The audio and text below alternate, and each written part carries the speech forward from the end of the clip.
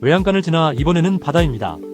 수조 안의 물고기를 들여다보는 카메라, 보고서 첫 페이지를 장식한 79%의 성공, 그리고 정부 통계 안쪽 페이지에 묻힌 1270만이라는 숫자. 오늘은 그 사이를 걸어봅니다.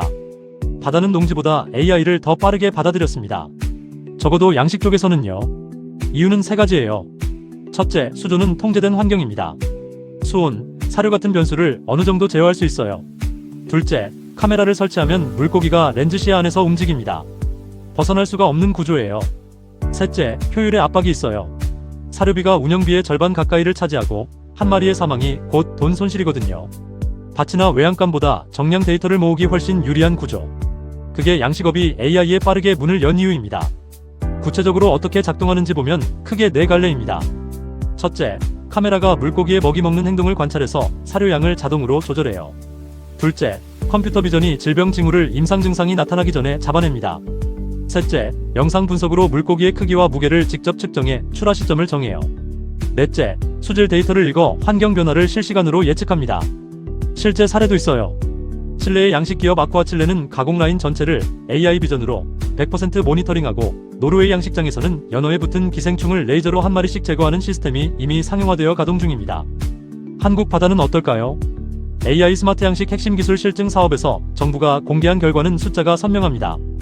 육상 수조식 넙치 양식장에 스마트 양식 기술을 적용했을 때 세 가지 성과가 함께 보고됐어요.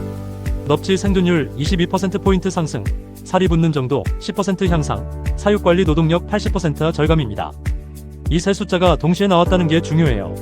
생존율이 오르면 수익이 직접 늘고 노동력이 80% 줄면 고령화되어가는 한국 어업 인구에 실질적인 대응이 가능해지거든요.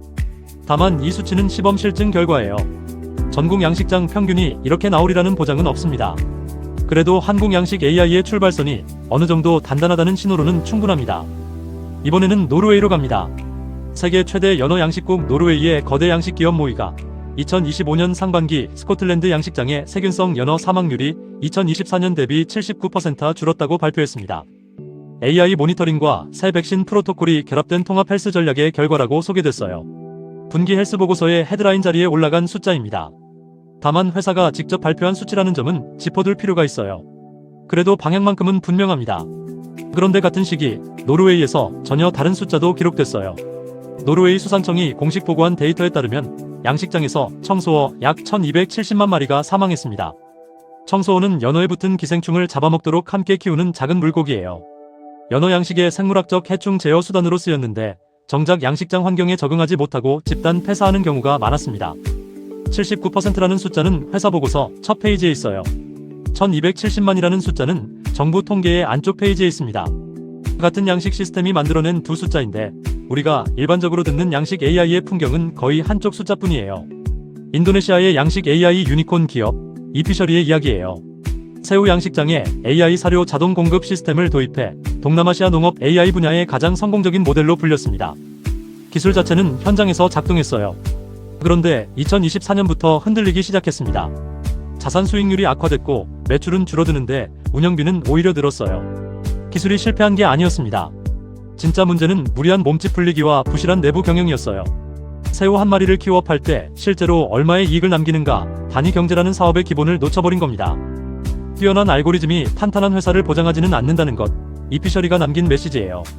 같은 수산업이라는 단어 안에 전혀 다른 두 풍경이 있습니다. 통제된 수조 안의 양식업과 거친 파도와 변하는 어장을 다니는 야생어업이에요.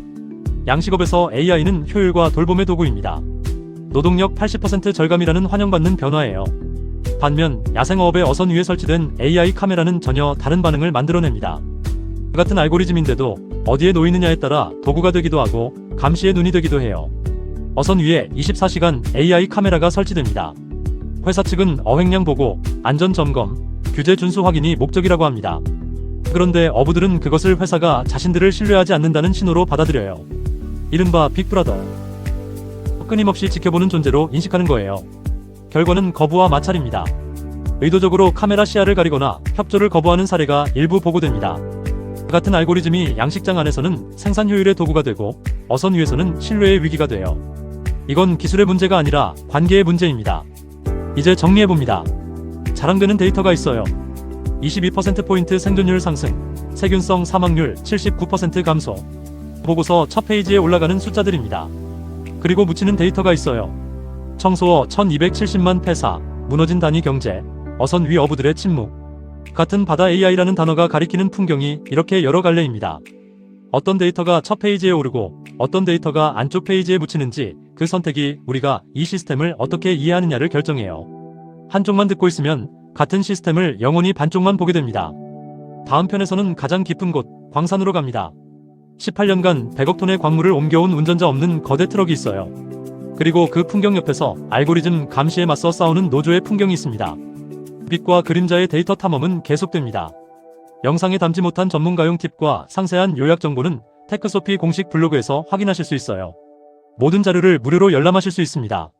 구독, 좋아요, 댓글은 테크소피 채널이 더 좋은 콘텐츠를 만드는데 큰 힘이 됩니다.